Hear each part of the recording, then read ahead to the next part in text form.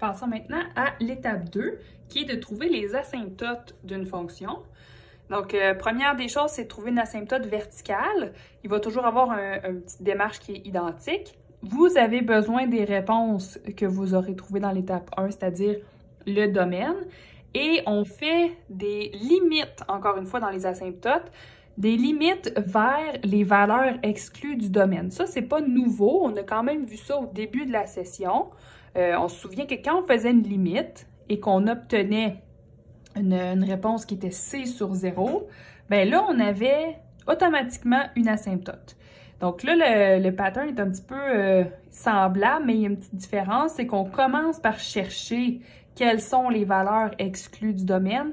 On prend ces valeurs-là et on fait la limite vers ces valeurs-là pour voir est-ce que ça va être des asymptotes qui se trouvent là.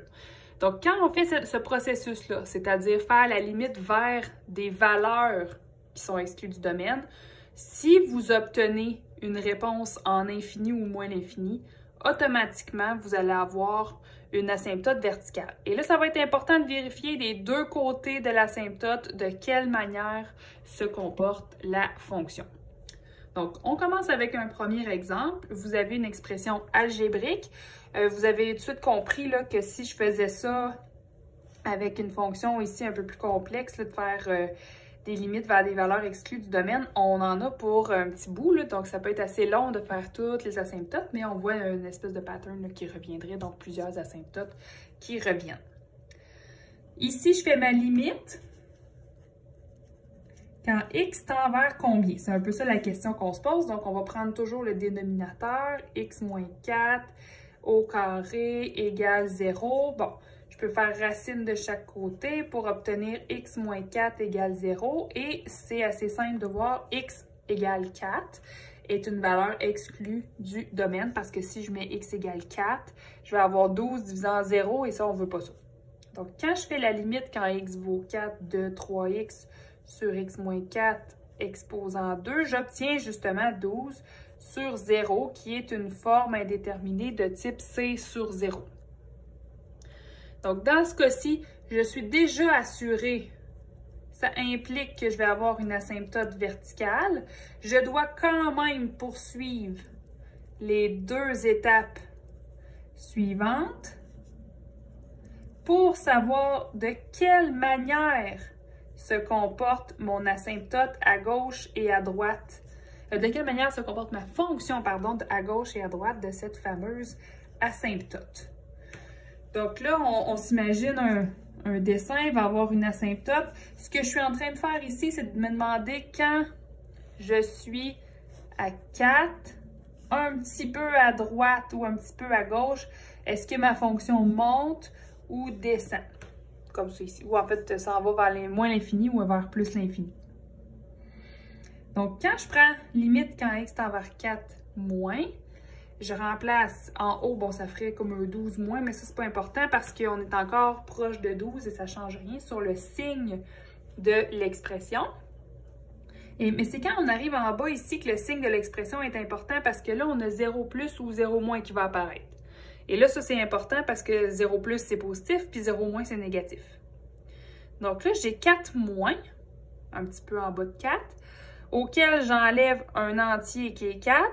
Donc, je me retrouve avec 0 moins ici. Mais là, mon 0 moins, je le mets au carré. Bien, ça va retourner dans les positifs. Positif divisé en 0 positif, ça va faire l'infini. Donc, visuellement, si je suis à 4 moins, ça veut dire justement que ma fonction s'en va à l'infini. Donc, 4 moins, c'était juste un petit peu avant 4. Qu'est-ce qui arrive juste un petit peu après 4? Je vais avoir 12 sur 0 combien? Donc, c'est ça que je me pose comme question. 4 plus auquel j'enlève 4, ça me donne 4 plus, que je mets au carré, ça donne toujours 0 plus. J'ai dit 4 plus, désolé, je voulais dire 0 plus. Donc, 12 divisé en 0 plus, ça fait encore l'infini, ce qui me permet de voir que ma fonction va se comporter à peu près comme ça.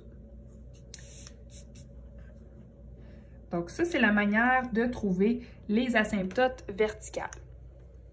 Il se peut que dans un numéro algébrique, vous soyez appelé à le faire au complet. Si jamais ça devient un peu complexe, ça peut être déjà fourni pour vous. Ensuite, les asymptotes horizontales, à mon avis, plus facile à débuter comme problème parce que j'ai pas d'étape préliminaire. Je fais toujours la même chose. Je fais toujours la limite à l'infini, puis ensuite la limite à moins l'infini. Puis c'est tout. J'évalue, je soulève s'il y a des indéterminations, mais je n'ai pas à me poser de questions vers quoi envoyer ma limite. C'est tout le temps la même chose. Donc, je commence. Je fais limite quand x tend vers l'infini de mon expression. 3e exposant moins 0,2x. Je mets un égal ici, donc je remplace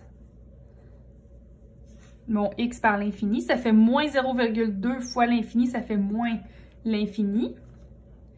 Ensuite, 10, ça reste 10.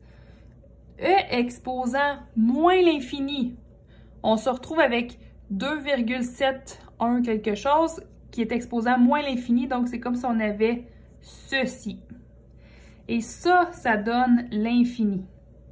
Donc, on se retrouve à faire 3 divisé en l'infini, qui fait 0.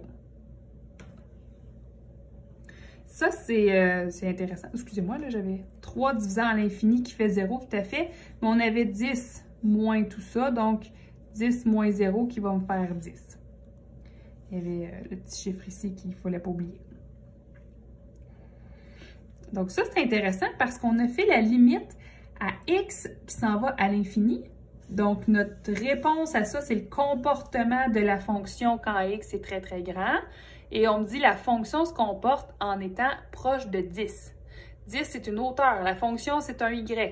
Quand je dis la fonction se comporte, c'est le y qui va vers où? Donc le y va vers 10. Donc ça, ce qui m'intéresse là-dedans, c'est que si j'ai fait une limite à l'infini, puis que la fonction stabilise à 10, c'est automatique, j'ai une asymptote horizontale à l'infini. Je peux vérifier la même chose de l'autre côté, avec un moins l'infini cette fois-ci. Je vais juste l'effacer pour faire un petit peu plus clair. Donc, limite quand x tend vers moins l'infini cette fois-ci, je vais calculer là-dedans. Ça peut tout changer. Souvent, dans les fonctions algébriques, c'est-à-dire celles qui n'ont pas d'exponentielle de log ou de trigo, souvent, vous allez avoir quelque chose d'assez symétrique. Donc, qu'est-ce qui se passe à l'infini va se passer la même chose à moins l'infini. Dans le cas des transcendantes, faites-vous pas prendre au piège. C'est souvent différent des deux côtés. Ça dépend. Donc là, je fais moins l'infini dans cette expression-là. J'ai 10 moins 3e exposant moins 0,2 fois moins l'infini.